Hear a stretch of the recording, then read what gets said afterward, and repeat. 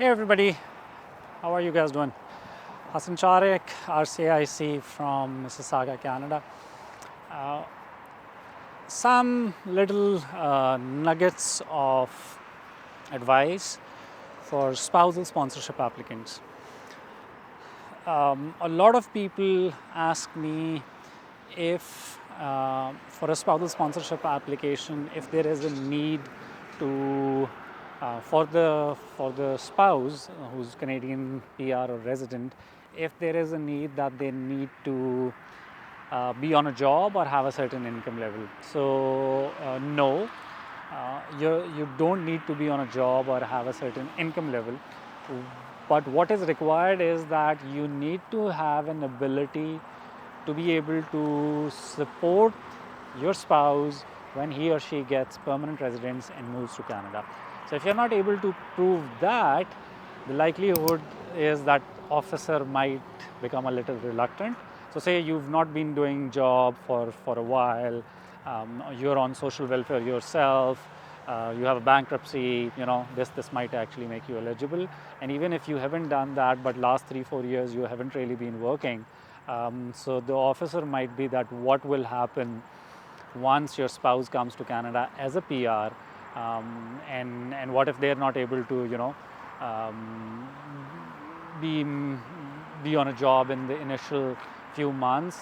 Will that individual then apply to government for a social benefit? And that's not what they're looking at. So this is one thing that you need to make sure that when you're submitting your application, you actually make sure that you cater to this important aspect that the officers are looking at. Then for spousal sponsorship applications, a lot of times those people who are permanent residents only in Canada and they sponsor somebody, sometimes they are that if they submit the PR application for their spouse, uh, do they have to stay in Canada all throughout the time that their spouse PR application is being processed? So the answer is no. At the time that you're submitting spousal sponsorship application for your spouse and you're yourself a PR, the application has to be submitted from within Canada. Only citizens can submit applications from outside of Canada. But once you submit the application, you're allowed to travel, and even you can spend time with them, you can stay there for extended time period. But do make sure that if the officer requires you to be here, you're able to come back, and it's not that you've completely abandoned Canada.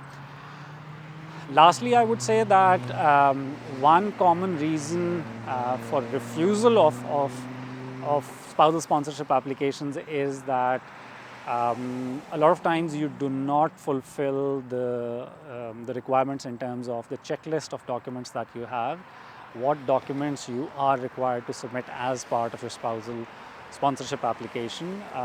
Keep in mind that there are various categories. So there is a category in which your sponsored spouse is outside of Canada. There's a category where the sponsored spouse is in Canada, and as I mentioned, if you're a Canadian citizen, there is a category that you yourself are in Canada or outside of Canada. It is very important because now the application is online. So if you are doing the online application, you have to pick the right category. Otherwise, your application after say maybe 2 months will come back that you haven't picked the right category.